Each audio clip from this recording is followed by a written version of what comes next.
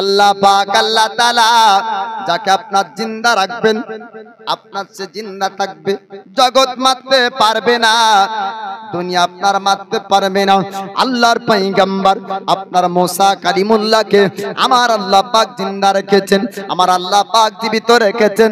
ওই মুসা কালিমুল্লাহর চোখে আল্লাহ পাক নূর দান করেছিলেন।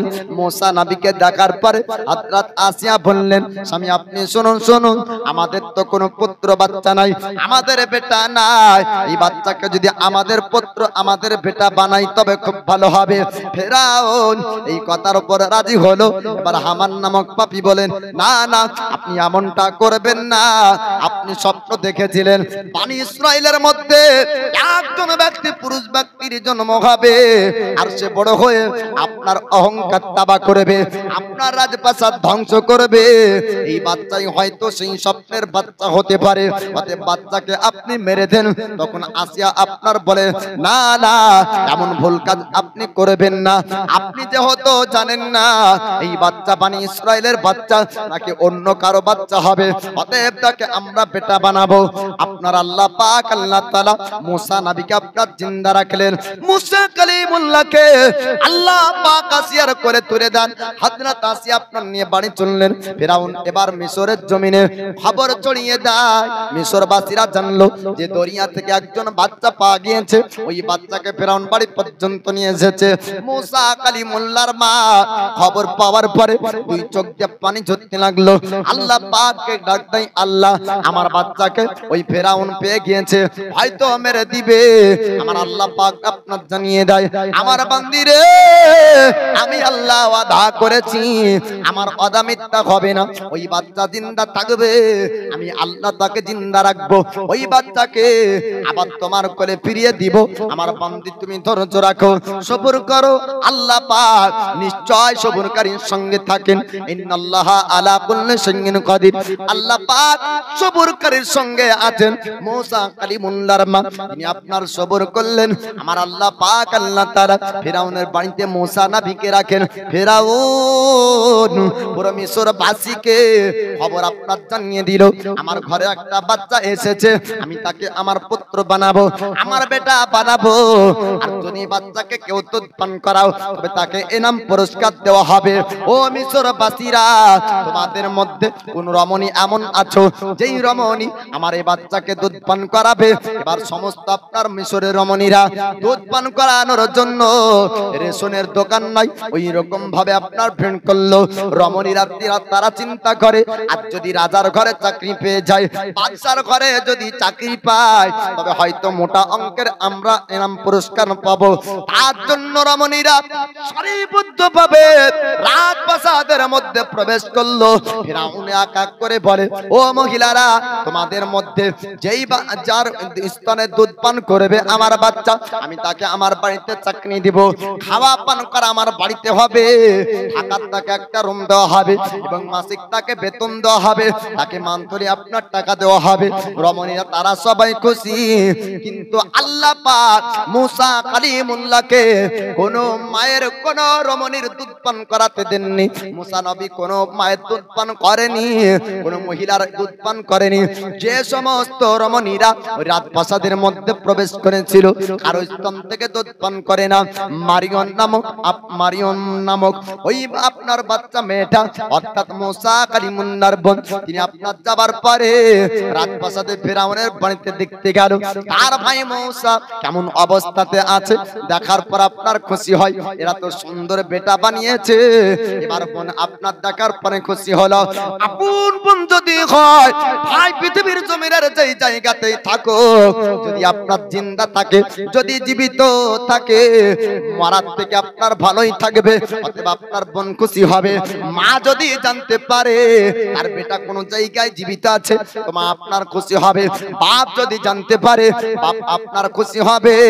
ওই আপনার মারিয়াম নামক মহিলা দেখার পর বলল, ও রাজপ্রাসাদের ফেরাউন, ওগো মিশরের বাদশা, আমি একজন মহিলার পরিচয় জানি, একজন মহিলার খবর আমার কাছে আছে, যাকে আপনি যদি ডাক দেন তবে তার স্তনে দুধ পান করবে।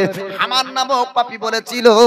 ওগো বাদশা ফেরাউন, আপনি শুনুন শুনুন, এই বাচ্চা মহিলাটা নিশ্চয়ই বাচ্চার খবর জানে, নচেত বুঝলো কি করে? আর স্তনে দুধ পান করবে? বলে না না, আমি যেই মহিলার কথা বলি ওই মহিলাটা পাক পবিত্র অবস্থায় থাকে, সুন্দর সুন্দর খুশবু আতর ব্যবহার করে, এর জন্য আমি তার নাম ব্যবহার করলাম। এবার ফেরাউন বাদশা বলল, যাও যাও ওই মহিলাকে আমার রাজপ্রাসাদে ডাক দাও। ফেরাউনের সেনাবাহিনী তারা গেল, আল্লাহর পয়গম্বর মুসা কালিমুল্লাহর মাকে আপনার আনা হলো রাজপ্রাসাদের মধ্যে। আপনার প্রবেশ করার পরে মুসা কালিমুল্লাহ নিজের মায়ের স্তন থেকে দুধ পান করতে শুরু করেন। জোরে বলুন সুবহানাল্লাহ। আল্লাহ পাক বলেছিলেন, এ আমার বান্দি চিন্তা করো না, 12,000 কেন 12 লাখ যদি বাচ্চাকে জবাই করে দেয় ফেরাউন, আমি আল্লাহ যাকে চিন্তা রাখবো ওকে ফেরাউন মারতে পারবে না। আল্লাহ যাকে মারবে জগৎ রাখতে পারবে না। আমার আল্লাহ মুসা নবীর মাকে বলেছিলেন, ওরে আমার বান্দি, আমার প্রতি তুই ভরসা রাখ, আমার উপর ভরসা করে বাচ্চাকে দরিয়ায় ভাসাবি। দরিয়ার মাছ অন্য কোন বাচ্চা খেতে পারে, দরিয়ার মাছ অন্য মানুষ খেতে পারে, দরিয়ার মাছ তোর বেটাকে খাবে না। জোরে বলুন সুবহানাল্লাহ। জি, আল্লাহর ইশারা ছাড়া দুনিয়ার কোন গাছের পাতাও হিলে না। মুসা নবী দরিয়াতে জিন্দা, দরিয়া থেকে উঠলেন, ফেরাউনের বাড়িতে বড় হয়। কত বছর? 30 বছর বয়স পর্যন্ত মিশরের জমিনে ছিলেন আল্লাহর পয়গম্বর মুসা নবী। জোরে বলুন সুবহানাল্লাহ। বাল্যকালে শিরকে বিদআতের আপনার শিরকের প্রতিবাদ করতেন, মূর্তি পূজার প্রতিবাদ করতেন। কোনদিন ফেরাউনের বাড়িতে বড় হয়েছেন, কিন্তু মুসা নবী ফেরাউনের পক্ষে কোনদিন হয়নি। জোরে বলুন সুবহানাল্লাহ। এর জন্য এখান থেকে জগৎবাসীকে শিক্ষা নেওয়া দরকার। যদি আপনি সুন্নি জামাতের মধ্যে আছেন, বলে যে কি বাচ্চা ছাড়া চলে গেল ফরাজিতে, তো করবো কি, আমাকেও যেতে হবে? বলে না, যেতে হবে না। ঈমানি জাযবাহুল আলাদা। মুসা নবী বড় হয়েছেন ফেরাউনের বাড়িতে, কিন্তু ফেরাউনের পক্ষে না, ফেরাউনের বিপক্ষে। 12 বছর বয়সে মুসা নবীকে আল্লাহ আমারে এত শক্তি দিয়েছিলেন, 12 বছর বয়সে এক ফেরাউনের বাবচ্চির গালে একটা ঘুষি মেরেছিলেন মুসা নবী, তো সঙ্গে সঙ্গে মারা গিয়েছে। ফেরাউন চিন্তা পড়ে গেল, আমি মিশরের বাদশা রাজা, আর আমার ঘরের বাবরচিকে মেরে দেয়, এমন সাহস কার আছে? এই ফেরাউনি সেনাবাহিনী তদন্ত করে দেখো। তদন্ত করে দেখা গেল 12 বছর বয়স থেকে আরম্ভ করে 30 বছর বয়স পর্যন্ত পৌঁছালো, ফেরাউন সন্ধান করতে পারলো না কে তাকে মেরেছিল। আল্লাহর নবী মুসা কালিমুল্লাহর নবুয়তের প্রকাশ ঘটেছিল কত বছরে জানেন? 40 বছর। আমাদের নবীর নবুয়তের প্রকাশ হয়েছে 40 বছরে, মুসা নবীরও 40 বছরে। 30 বছর বয়সে মিশরের জমিন থেকে আপনার চলে গিয়েছিলেন হযরতে শুআইব পয়গম্বর আলাইহিস সালামের ঘরে। 10 বছর ছিলেন মুসা কালিমুল্লাহ। কত বছর? 10 বছর। এ মুসা নবী 10 বছর ছিলেন। আর ওখান থেকে নবুয়তের প্রকাশ কখন কিভাবে ঘটেছিল আপনাদেরকে এই কথাটা বলে দিয়ে আমার আলোচনা শেষ করব। আল্লাহর পয়গম্বর মুসা কালিমুল্লাহকে আমার আল্লাহ পাক অলৌকিক ক্ষমতা আপনার মুজিজা দান করেছেন। শুধু মুসা কালিমুল্লাহকে না, আল্লাহ পাক যত নবী পয়গম্বর পৃথিবীর জমিনে পাঠিয়েছেন প্রত্যেক নবীকে আপনার আল্লাহ অলৌকিক মুজিজা ক্ষমতা দান করেছিলেন। মুসা কালিমুল্লাহর মধ্যে আমার আল্লাহ পাক বিশেষ ক্ষমতা দিয়েছিলেন। শুআইব পয়গম্বর আলাইহিস সালাম একটা লাঠি দিয়েছিলেন, ওই লাঠিকে আমার আল্লাহ পাক এমন আপনার লাঠি বানিয়েছিলেন যে জমিনে যদি মুসা নবী লাঠি মারতেন ওটা বড় ধরনের অজাগর সাপে পরিণত হতো। জোরে বলুন সুবহানাল্লাহ। আমার আল্লাহ পাক আবার বলতেন, মুসা লাঠিটা তোমার হাতে উঠিয়ে নাও, আমি আল্লাহ ওই লাঠি আবার তাকে বানিয়ে দিব। অজাগর সাপ আপনার ধরতেন, আপনার লাঠি হয়ে যেত। লাঠি জমিনে মারতেন, আপনার অজাগর সাপ হয়ে যেত। আল্লাহর পয়গম্বর মুসা কালিমুল্লাহকে ধরার জন্য যখন ফেরাউনের সেনাবাহিনীরা মিশরের প্রত্যেকটা গলিতে গলিতে ছড়িয়ে পড়লো, তখন মুসা কালিমুল্লাহ আপনার মিশরের জমিন ছেড়ে দিয়ে মাদিন নামক একটা জায়গায় আপনার চলে যায়। আর যাওয়ার পরে একটা জঙ্গলে আপনার কিছুক্ষণ আরাম করে লক্ষ্য করে দেখলেন গভীর জঙ্গলে একটা ইনারা দেখা যায়, গভীর জঙ্গলে একটা কুয়া দেখা যায়। আর কুয়ার কাছে অনেকজন আপনার পুরুষ ব্যক্তি আর অনেকজন আপনার মহিলা ব্যক্তি ইনারা থেকে পানি ওঠায়। চতুষ্পাদ জানোয়ার, চার পে জানোয়ার, উট আপনার ঘোড়াদেরকে পানি পান করায়, মানুষ তারা পানি পান করে আর বাড়িতে আপনার প্রয়োজন মোতাবেক পানি নিয়ে যায়। আল্লাহর পয়গম্বর মুসা কালিমুল্লাহ তিনি আপনার লক্ষ্য করে দেখলেন দুইজন আপনার রমণী, দুইজন মহিলা পর্দার আড়াল করে আপনার একটা জায়গায় দাঁড়িয়েছিলেন। আল্লাহর নবী মুসা কালিমুল্লাহ দেখলেন সব মানুষ যখন সেখান থেকে চলে যায়, ওই দুইজন মহিলা বাকি পানিগুলা আপনার বেঁচেছিল ওই পানিগুলা পান করে আর তার আপনার ঘোড়াকে পান করায়। আল্লাহর নবী মুসা বললেন, ও আল্লাহর বান্দি, তোমরা একটু জানিয়ে দাও সবার মধ্যে তোমরা কেন আসনি? তাদের মধ্যে যদি তোমরা থাকতে তাদের সমান তো তোমরাও পানি পেতে। আল্লাহর নবী মুসা কালিমুল্লাহর কথা শুনে ওই দুইজন রমণী বললেন, না না, পুরুষের সামনে আমাদেরকে যাওয়া নিষেধ আছে আমার আব্বার পক্ষ থেকে। দিনার আব্বাকে ছিল আল্লাহর নবী আল্লাহর পয়গম্বর শুআয়ব আলাইহিস সালাম, একই যুগে আল্লাহ পাক মুসা নবীকে, হারুন আলাইহিস সালামকে এবং একই যুগে আপনার শুআয়ব পয়গম্বরকে আমার আল্লাহ পাক পৃথিবীর জমিনে পাঠিয়েছেন। শুআয়ব পয়গম্বর আলাইহিস সালামের দুইজন আপনার বেটি বললেন, না না, ও অপরিচিত যুবক, আমাদের ব্যাপার আপনি জানেন না, আমরা পুরুষের সামনে যাই না, বেঁচে থাকা পানিগুলা ওঠাই। তবে বলো তোমরা কেন পানি ওঠাও না? যে আমরা কেন কেমন করে পানি তুলবো? এই ইনারাটা তারা ঢেকে দিয়ে চলে গিয়েছে আর পাথরটা ওঠানোর জন্য 10 জন পুরুষের শক্তি লাগবে। 10 জন পুরুষ ছাড়া এই পাথর তোলা সম্ভব হবে না, এত বড় পাথর ইনারা উপর দেওয়া আছে। আল্লাহর পয়গম্বর মুসা কালিমুল্লাহ বললেন, আল্লাহর বান্দি রে, যদি তোমরা পানি চাও আমি মুসা পানি উঠাবো। আল্লাহর নবী মুসা কালিমুল্লাহকে আমার আল্লাহ পাক এত শক্তি পাওয়ার তিনি আপনার দিয়েছিলেন যে আপনি যার বাজুতে আপনার 10 পুরুষের শক্তি ছিল, ওই পাথরটা আপনার উঠিয়ে দিলেন আর পানি উঠালেন। ওই পানি আপনার পান করলেন এবং ওই মহিলা দুটো আপনার পান করলো। আর কিছুটা পানি বাড়ির দিকে যখন নিয়ে যায়, হযরত শুআয়ব পয়গম্বর জিজ্ঞেস করেন, বেটি রে, একটু জানিয়ে দাও এমন সুন্দর ভাবে তোমরা পানি আনলে, আজ পর্যন্ত তোমরা এরকম পানি পাওনি, আজ কিভাবে সম্ভব হলো? তোমরা কি পুরুষের সামনে গিয়েছিলে, পুরুষের কাছ থেকে পানি নিয়েছো? বলে, না না, একজন অপরিচিত যুবক ব্যক্তি পানি উঠিয়ে রেখেছিল, আমরা ও পানিটা নিয়ে এসেছি। আর যুবকের বাড়িতে এত শক্তি ছিল যে সুন্দর করে ওই বড় পাথর উঠিয়েছিল।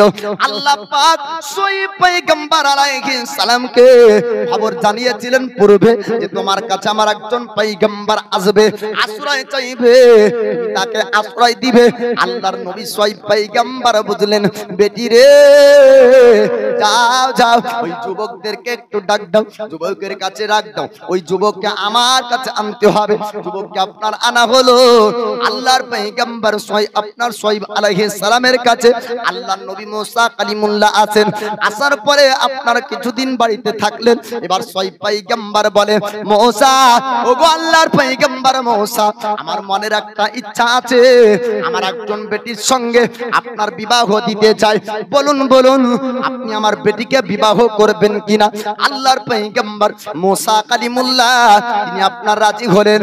আর জামাই শ্বশুরের ঘরে, আল্লাহর নবী শুআয়ব পয়গম্বরের ঘরে 10 বছর মুসা নবী ছিলেন। শর্ত সাপেক্ষে আপনার 10 বছর কেটে গেল। আল্লাহর নবী মুসা কালিমুল্লাহকে শুআয়ব পয়গম্বর আলাইহিস সালাম একটা লাঠি দিয়েছিলেন, যে লাঠিতে আপনার বকরিকে আপনার হাঁকানো হতো, বকরি কাঁদানো হতো, বকরিকে আপনার তাড়ানো হতো। আমার আল্লাহ পাক হঠাৎ করে ওই লাঠিকে আপনার ক্ষমতা দিয়ে দেন, লাঠির মধ্যে আমার আল্লাহ অলৌকিক মজেদা আপনার ভরে দেন। হঠাৎ একদিন আপনার মুসা কালিমুল্লাহ লাঠি যখন জমিনে মারে, সঙ্গে সঙ্গে বড় অজাগর সাপ হয়ে যায়। মুসা নবী আপনার দূরে সরে যায়। আমার আল্লাহ আওয়াজ দিয়ে আপনার বলেছিলেন, মুসা চিন্তা করবে না, ভয় করো না, আমি আল্লাহ তাকে অজাগর সাপ বানিয়েছি, আবার তুমি তার উপর হাত দাও। আপনার লাঠির কাছে যাই, আল্লাহর পয়গম্বর মুসা কালিমুল্লাহ আপনার অজাগর সাপ ধরলেন। আমার আল্লাহ আবার তাকে লাঠি বানিয়ে দেয়। জোরে জোরে বলুন সুবহানাল্লাহ। আল্লাহর সঙ্গে কথা বলতেন মুসা নবী, মুসা নবীর সঙ্গে কথা বলতেন আল্লাহ। এনাকে বলা হয় কালিমুল্লাহ, আল্লাহর সঙ্গে কালাম করতেন, কথা বলতেন। আমার আল্লাহ বলছেন মুসা এবার তোমাকে যেতে হবে আপনার যেতে হবে মিশরে। বানি ইসরাইলের হেদায়েতের জন্য আল্লাহ পাক একটি কিতাব পাঠিয়েছিলেন, মুসা নবীর উপরে নাজিল করেছিলেন, নাম তার তাওরাত। মুসা নবীকে বলা হলো যান আপনি মিশরের বাসীদেরকে বোঝান এক আল্লাহ আমি, আমার ইবাদত যেন তারা করে, কোন মানুষকে যেন তারা আল্লাহ স্রষ্টা প্রতিপালক রব না মানে। এমনকি ফেরাউনের কাছে পর্যন্ত আপনাকে যেতে হবে, এক আল্লাহর ইবাদত করার হুকুম আপনাকে দিতে হবে। মুসা নবী বলছেন আল্লাহ ওই ফেরাউনের কাছে আমি আবার যাব, যে ফেরাউনের কাছ থেকে চলে এসেছি। আল্লাহ বললেন মুসা তোমাকে যেতে হবে, তবে আমার কিছু শর্ত আছে। আল্লাহকে বলছেন মুসা নবী আমার কিছু আবেদন আছে, আমার কিছু কথা আছে, আপনাকে শুনতে হবে। বলে কি? বলে আমার সঙ্গে হারুন আলাইহিস সালাম থাকবে। বলে হ্যাঁ তাই হলো, কেন? বলে আমার থেকে সুন্দরভাবে বুঝাতে পারে, কারণ জালালি মেজাজি পয়গম্বর ছিলেন মুসা নবী। হ্যাঁ, যে মুসা নবী মালাকুল মউত ফেরেশতা আজরাইলকে এক থাপ্পড় মারতে চোখ বের হয়ে চলে আসে। তো এত জালালি মেজাজি পয়গম্বর মুসা নবী বলছেন যে সুন্দরভাবে নরম কথায় বুঝাতে পারবে, হারুন আলাইহিস সালামকে দেওয়া হোক। বলে তাই হলো, এবার তাকে দেওয়া হলো। আর কি আর কি চাই? বলে আমার জবানের আমার কথাকে আরো সুন্দরভাবে স্পষ্ট করে দেন, যেন আমার কথাতে যেন ফেরাউন না রাগে। বলে তাই হলো, ওটাও দেওয়া হলো। এইরকম কিছু জিনিস চেয়ে নিলেন। আবার পুনরায় 40 বছর বয়সের পরে আপনার এসেছিলেন মিশরের জমিনে। আসার পরে ফেরাউনের সঙ্গে কথাবার্তা হয়। ফেরাউন বলে মুসা এতদিন ধরে আমার বাড়িতে থাকলে, আমার বাড়িতে বড় হলে, আর আমার বিরুদ্ধে তুমি অ্যাকশন নাও, আমার বিরুদ্ধে তুমি মানুষের কাছে অপপ্রচার করো। বলে ফেরাউনের ধর্ম ভুল, এক আল্লাহর ইবাদত করতে হবে, কেননা নবীগণ যুগে যুগে নবী এসেছে মানব জাতির হেদায়েতের জন্য। জোরে বলুন সুবহানাল্লাহ। হ্যাঁ, তো মুসা নবী এমন কথা বলে, তখন আপনার ফেরাউন বলল হে মুসা তুমি কিসের জন্য আবার এসেছো বলো। তো আপনার নবী মুসা বলেন যে আপনাকে ঈমান আনতে হবে আল্লাহর উপরে, এক আল্লাহর ইবাদত করতে হবে, আর আপনার মন গড়া ভুল ধর্ম আপনাকে ত্যাগ করতে হবে। তখন ফেরাউন বলল মুসা এটা সম্ভব হবে না। বলে তোমার ধর্ম সত্য না, আমার ধর্ম সত্য। তুমি যে কত বড় যোদ্ধা, তোমার সঙ্গে একটা যুদ্ধ হবে। বলে কি যুদ্ধ? আর বড় বড় ওই সময়তে তাদের পণ্ডিত জাদুকরদেরকে ডেকেছিল আর বলেছিল তোমার আল্লাহর কাছে তুমি শক্তি পাওয়ার চেয়ে নাও, তোমার আল্লাহ তোমাকে কত শক্তি পাওয়ার দিবে দেখি। আমাদের বড় বড় জাদুকরদেরকে হারিয়ে দাও। ও যুগের বড় বড় জাদুকররা চিল নিয়ে কেউ চিল বশ করত, কেউ উঠতে পারত, কেউ আগুন জ্বালাতে পারত, কেউ পাথরকে ভাঙতে পারত। এইরকম ভাবে বিভিন্ন প্রকারের জাদুকররা উপস্থিত। আল্লাহর পয়গম্বর মুসা কালিমুল্লাহর হাতে ছোট্ট লাঠি, ওই ছোট্ট লাঠিকে যখনই জমিনে মারে, এত বড় ভয়ঙ্কর অজাগর সাপ, ফেরাউনের জাদুকররা বলছে পালা, রাখবে না।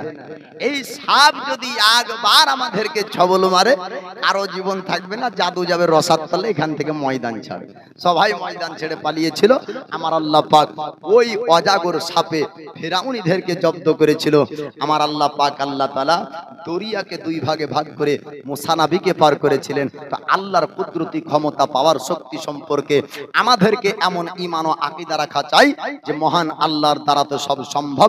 আল্লাহর রশি যদি মজবুত ভাবে আমরা ধরতে পারি, তাহলে মহান আল্লাহ পাক দুনিয়াতে আমাদেরকে ভালো রাখবেন, আখিরাত আমাদেরকে ভালো করবেন। যাই হোক, আমি তো আপনাদের সেই বয়সের রাজা যে 6 বছরের জীবন আপনাদের কাছে কাটিয়েছি। আপনাদের আমন্ত্রিত ওলামা হযরত তিনারা আসবেন, কোরআন ও হাদিসের বক্তব্য রাখবেন। তবে তার পূর্বে উস্তাদুল উলামা হযরত আল্লামা কারি মাওলানা মুফতি আলী হোসেন কাদরি, তিনি আমারও উস্তাদ এবং আমার মতন শতাধিক বক্তা এবং কয়েকশো আলিমের শিক্ষক উস্তাদ আজ স্টেজে মঞ্চে বসে আছেন। মুনাজিরা আহলে সুন্নাত সুন্নি জামাতের জন্য আজ বর্তমান সময়ে পশ্চিম বাংলায় বিভিন্ন জায়গাতে আপনার মুনাজারার জিহাদ করেছেন। সেই হুজুর কিছুক্ষণের জন্য আপনার লাউড স্পিকার ধরবেন আর কিছু আলোচনা আপনাদের সামনে রাখবেন। তারপরেই আপনার আমন্ত্রিত উলামা হযরত আল্লামা কারি মাওলানা মুফতি আশরাফ রাজা নাইমি তিনি আসবেন। তারপরে মুনাদির আহলে সুন্নাত হযরত আল্লামা মুফতি আমজাদ হোসেন সিমনানি সাহেব, যাকে এর পূর্বে আপনারা পেয়েছিলেন, তিনি আসবেন। তবে হুজুরকে দেওয়ার আগে তু কলি নাতে রাসূল আপনাদেরকে শোনাবো গুনগুন আওয়াজে মহব্বতের সহিত দরুদে নাজরানা পেশ করুন। আল্লাহুম্মা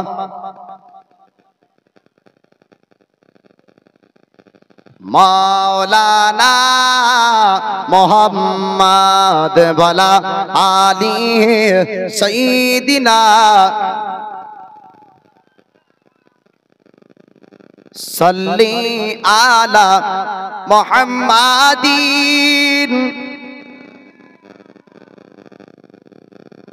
আরবেরি নয় নয় মিশরে, ইরাক ইরান নয় নয় ভারতে, সারা আসমান জমিনে নবী মুস্তাফা কান্ডারি গে পার পারে। নবী মুস্তাফা জোরে বলুন সুবহানাল্লাহ, কান্ডারি গে পার পারে। নবী মুস্তাফা তুর পাহাড়ে মোসা করিল খোদাকে দেখার আশা। তুর পাহাড়ে মোসা করিল খোদাকে দেখার আশা। পলকে নূরে ওসা দেখতে পারলেন না পয়গম্বর মুসা। সে জ্যোতির্বাণ আমার নবী দো জাহান, সে জ্যোতির্বাণ আমার নবী দো জাহান। অপরূপ দান গফুরের নবী মুস্তাফা কান্ডারি গে পার পারে। নবী মুস্তাফা আরবেরি নয় নয় মিশরে,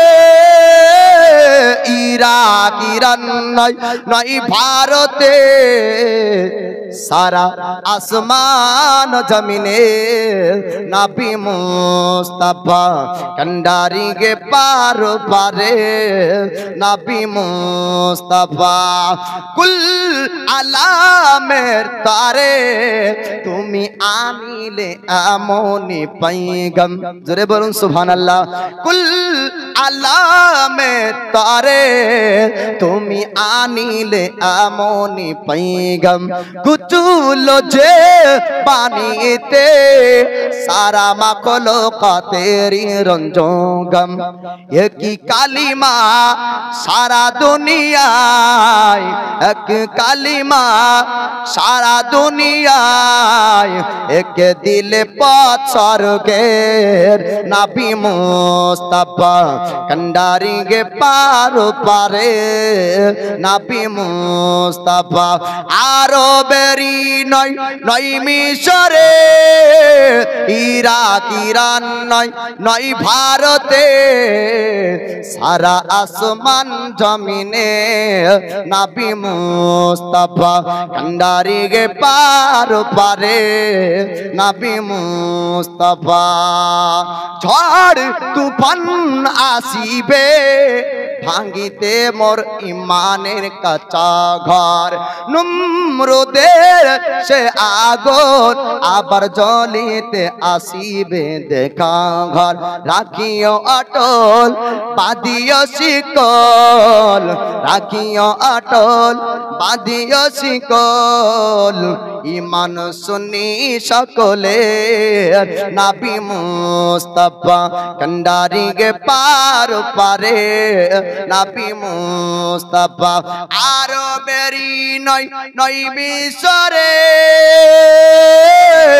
ইরাক ইরান নয় নয় ভারতে, আরবেরি নয় নয় মিশরে, ইরাক ইরান নয় নয় ভারতে, সারা আসমান জমিনে নবী মুস্তাফা কান্ডারি গে পার পারে।